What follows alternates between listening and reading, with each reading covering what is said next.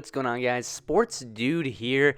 We're back with the Sports Dudes podcast, episode number 7 now. So we're here 7 episodes already. So plenty of topics to talk about. I got some football. I got some baseball. Well, I think not baseball, but I got a lot of topics to talk about to you today, guys, including the Masters you see on your screen as a thumbnail. And just some other things I want to talk about MLB 16 The Show, which I basically mentioned a lot of the podcast. We'll talk about a few things there. I do a little bit of NFL. I mentioned a little MLB, a little bit of NBA, and just a bunch of things like that.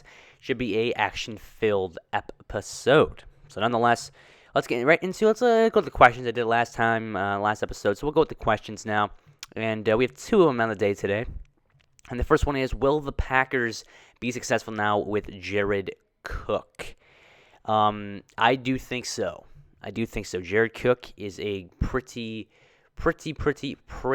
good target for Aaron Rodgers. He's got plenty of targets now with Jordan Nelson coming back.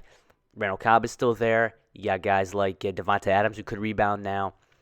And now Cook complements Richard Rodgers now. So you have Richard Rodgers on the one side, who has basically been pretty much one of the best tight ends the Packers have ever had, really.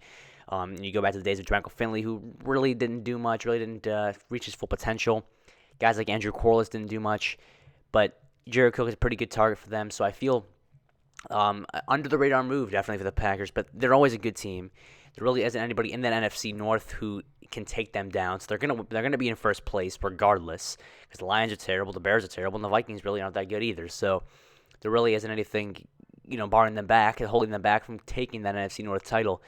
And you have the best quarterback, one of the best quarterbacks in the league, if not the best. So, and you almost picked up Forte, which would have been crazy, but you still have Eddie Lacy. And now with Nelson coming back, you got now Cook as another weapon, just more weapons for Aaron Rodgers. And whether it's Jared Abbrederis, he still can. Aaron Rodgers makes him look good because it's Aaron Rodgers. It's just how good he is.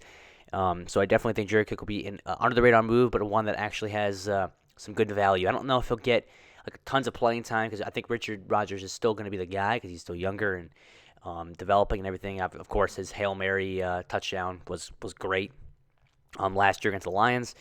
So I still believe he's going to be a solid tight end, and Cook is definitely going to help the passing game for the Packers, which is still very lethal. So, and the other one we have today is the Giants. What are the Giants' chances of winning the World Series? Pretty good. I mentioned this a few podcasts earlier ago too, and basically it's the Giants, the Cubs, the Blue Jays, and that's pretty much it. Those are really the teams right now that are really looking good. Giants' rotation is absolutely insane. You got Bumgarner, you got Cueto, you got Kane, and Samardzija. I think I'm missing one more. I don't remember who it is, but they have a solid rotation. Man. The top 5 is really insane. If you have Cueto and Bumgarner in the same rotation, what Cueto's numbers were last year were great. So it just proves that they're a really good team. You got good guys. I have Matt Duffy in my fantasy team for baseball. MLB Fantasy Baseball. He's really good. He's played well. You got Buster Posey there. And veterans like Hunter Pence filling in nicely. So the Giants are really going to be a good team. It is like every other year they're good, and every year they're kind of bad, but they're always in it. The Giants are always in it, and the NL West is a very competitive division, always has been. You got Diamondbacks right now that have made some nice offseason moves. Maybe they play well. Dodgers, of course. You got Kershaw. So a bunch of interesting, teams in that NL West. Of course, the Rockies are kind of feel bad for the Rockies a little bit, but everybody else in that division is going to be good. But I do believe the Giants will be one of those teams that you don't have to play around with. They're definitely going to be good. So, yeah. And then this is a little bit over a week now. Like I said, I want to get this podcast out just a few days earlier. But that's actually my fault on that one. But just want to touch upon it real quick. Of course, Villanova won March Madness. My thoughts on March Madness with this. Of course, Chris Jenkins' insane shot, which was insane. I saw the replay 3-4 times, I think it was. Just an absolute threw up a prayer and just right in there. Really awesome and a fun way to end March Madness. Of course, it's always a fun time. Just like that 1 month, it's done like that. So I enjoyed it. I thought it wasn't as crazy it was like in previous years, like one time, the number 1 seed got upset or something, pretty drastic. But I still thought it was a pretty good March Madness. It's always just fun, always crazy, and always have fun doing the brackets. So good to happy to see, some of this, a different team won at Villanova. It's kind of, boring if it's just the same old teams win it. Like, every year, like Kentucky's usually always in it, and I mentioned earlier that Kentucky, I thought Kentucky was going to win, but I like to see a little bit of change up with it, which I like not Louisville or not Duke or not North Carolina, some different teams, some maybe under the radar teams. I was going for Stephen F. Austin, just kind of a different team to change things up a little bit, but I'm happy that Villanova won, and the shot was definitely cool, definitely cool. We'll flip-flop now to the one of the big injuries, one of the big headlines coming out of sports this past week. Kyle Schwarber from Chicago Cubs is done for the year. Basically the biggest injury so far in the MLB. He tore his ACL on the crazy play with Jason Hayward in center field. Now, that is a big blow for the Cubs there. Big power hitter like Schwarber, young guy too with tons of potential, and he's done basically for the whole entire season. Huge blow to the Cubs right there. Like I mentioned with the Giants, those are the teams that are really going to be hunting down for the playoffs, for that World Series.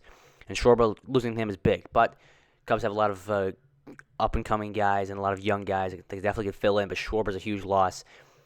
Definitely could have been a Rookie of the Year candidate this year, or not this year, but last year if he played a full season. Of course, Chris Bryant won it, but Schwarber nonetheless had a fine season. Coming up in, I believe, middle of the season, still made a huge impact, and that's going to be a huge blow to them. Hopefully they can rebound there. And then DeBrickashaw Ferguson now transitioned to football. He retires from the NFL, 32 years of age, left tackle from the Jets. And then they go out and they pick up Ryan Clady, who I believe is a former Pro Bowler from the Denver Broncos. And he goes to the Jets. They lose DeBrickashaw Ferguson, and then Ryan Clady becomes their new left tackle. So a lot of interesting moves from the Jets. They pick up Forte, opt to not re-sign Fitzpatrick, and now Ryan Clady. So it's a weird offseason for the Jets. Really don't understand why they not pick up Ryan Fitzpatrick there. But so it's a little bit under the radar move right there is the DeBrickashaw Ferguson, who's a pretty good left tackle, retires at the age of 32. So sad to see him go. And of course the Masters golf tournament, which is always cool. Augusta, Georgia, a great place, seen on TV. Jordan Spieth was a quadruple bogey. Goodness gracious. Oh my gosh, what a weird just 4 days it was for the Masters. And Danny Willett, yeah. Danny Willett gets the W, gets the come from behind victory. Spieth winning all 4 days, or leading all 4 days, and he blows it with a bogey, and he struggled in that Sunday. So I'm surprised. It was cool seeing like the younger generation take over. Like McIlroy was up there. It was cool seeing some different guys. It was like no Tiger Woods, and Mickelson he got cut. So it's always a fun. That's the only golf thing I watch the whole entire year. Everything else is boring to me. The Open, the U.S. Open. I don't find that anything interesting, but the Masters is cool. It's got a certain prestige to it that I definitely enjoy. I'll peek into it on basically the Sunday, that final day, where I'll watch it and the green jackets. It's definitely a cool ceremony and everything there. And then so a little bit of feedback for you guys before we jump into a couple more topics. I've got, of course, MLB 16 to show franchise. Now, if you're wondering where's the franchise sports dude, what are you doing? Well, I'm waiting for the roster to come out. The rosters, Operation Sports rosters will be coming out hopefully soon, where they have like all the minor leaguers and everything, the real minor leaguers in the game. So I want to get that those rosters first, and then I can start the franchise. I really have not picked a team yet. So if you have any suggestions for like a rebuilding team, I'm not going to go out and do the Dodgers because they're already kind of good. But like a medium type level team, maybe the Rockies are a choice. I don't know. They don't have a great farm system, but I could maybe try them. So if you want to leave some feedback down in the comment section down below, that'd be terrific. Just go out there and give me some feedback on whatever team you like to see, maybe from MLB 16 the show franchise team. Not really gonna do like a team like the Pirates, but maybe like a different team. The Rockies seem maybe like maybe a good choice. I'll maybe pick them. I've contemplated a lot of teams. Maybe the Reds would be, or I want to rebuild a team, kind of bring them back up. I really want to start with the teams that are really good. I want to start with the team that's kind of lower and then build them back up to what they used to be. So if you have any suggestions, drop them back down below in the comments section, or if you want to drop them in my Twitter. Of course, twitter.com/thesportsduude is always in that description. If you're noticing the new thumbnail on my video, courtesy of one of my new buddies, his YouTube is going to be down in the description below. I will put it in capital letters, so you go check it out. It's Shane If believe that's how you say it. So go ahead and check that down below. Help me out with my thumbnails, helping out with the Sports Dudes team behind the scenes, which is great. Appreciate that. Also, you'll be seeing some new music as well coming in. This is obviously I have the Sports Dude podcast. Music should be on here, but if you're going to see some new music coming back in my normal videos, I changed it up a little bit. I had one of my buddies help me out, so thank you to that. It's helped me out as always. And then, yeah, so the Warriors. Warriors going for the big win tonight. This game is on tonight. This video will be uploaded on Wednesday. This game is going to be tonight. They're going for the win. I believe it's the Grizzlies they're taking on. And they're going to go for the Michael Jordan record, the 95-96 Chicago Bulls. They won 73, and the Warriors trying to break the record. I mean, I think it's just kind of crazy to think that someone actually is capable of breaking that record. I mean, those Bulls teams with Jordan, just Michael Jordan, is an unbelievable basketball, the best player of all time. So, kind of insane to me how this Warriors team is so good, though. You had tons of depth with Curry, with Thompson, with Barnes, with Spates, with Iguodala. You have just a plethora of players that are good, that can shoot threes, that are young. They don't play defense very well, so I've thought about this a few times. Like, would the Bulls beat them?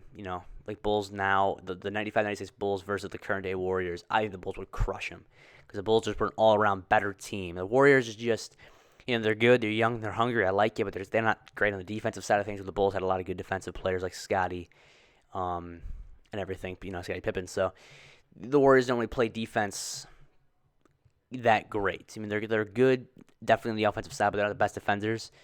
But, boy, am I excited for the Western Conference Finals, Spurs versus the Warriors showdown. It's going to be dynamite. That's going to be coming up eventually. By the way, the next episode of the podcast, I'll dive in more to the Stanley Cup playoff picture, which I believe starts tonight, actually. But I don't want to make it such a long video. I want to save the kind of next week. I'll dive more into that, give my predictions on who's going to be the Stanley Cup champion. And I will dive more into the finals, too. I've basically kind of done it, but I'll give you the playoff picture outlook. And I'm make sure I write that down and remember. But, I'll get the playoff picture outlook next week to kind of show you what's kind of going on and everything. I believe the first games for NHL are today, and the NBA starts really soon. Obviously, today's the final game. So, that's going to be starting. And then we're just going to basically have baseball coming on. And baseball, that's it. Maybe because the NFL is done until the draft, which is approaching rapidly. And, of course, the Olympics this summer, too, which is going to be definitely interesting. I'll talk about that in my Sports Dude podcast.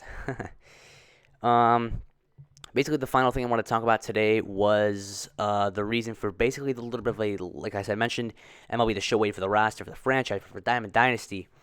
The problem has been the servers. The servers have been trash. They really have been. Logged down, I believe, a few days ago, maybe Sunday, checked it out, looking for a little bit of playing a little Diamond Dynasty, and they were offline. Network error keeps on coming up. So they had a real trouble with that so far. I'll log back on again, maybe today or tomorrow. Try to see if I can get some more, things recorded, but I can't because I can't log into it. I want to probably show you some of the new game modes. Diamond Dynasty's really revamped this year and really looks fun. So I'm really excited to bring it to you, but it'd be nice to bring it to you guys, but I can't, unfortunately, due to the servers being down. Hopefully they address that, maybe like a software update or something, because it's been kind of annoying. But that's basically the reason I've only gotten the one video that was such a short video, just the packs and everything. I've not been able to play the first game because those servers have been just really bad. Really, really bad. And they've really not addressed them. I've tried it maybe a couple of times on a couple of different days, and they've been very shaky, very slow servers.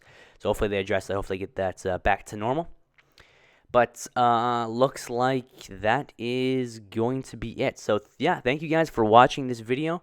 Not the longest of podcasts I've ever. Just good, about 14 minutes now we're entering in here. But once again, if you're new to the podcast, I appreciate you watching. This is not a video that you want to just straight watch. Kind of boring that way. Pop in the headphones and just listen to it in the background. You're doing something else. It's kind of the way to go. It's the way I watch. It's the way I listen to podcasts. If I was just literally looking at the screen or just looking at my phone, I'd be bored out of my mind. So I would definitely just do that. If you're new to the podcast, drop a link down below. If you enjoyed this podcast, guys, and I appreciate all the support as always. Thank you now for 223 subscribers. The number keeps on growing. Can we get to 300? The challenge is set. 300 by the end of like June or something, maybe May, somewhere in that range. See if we get over to 300. That'd be really awesome. Thanks, guys, so much for watching. I appreciate it. Drop a like down below. Subscribe to me as always. And thank you guys for always watching. Have a great day, and I'll talk to you guys later. See ya.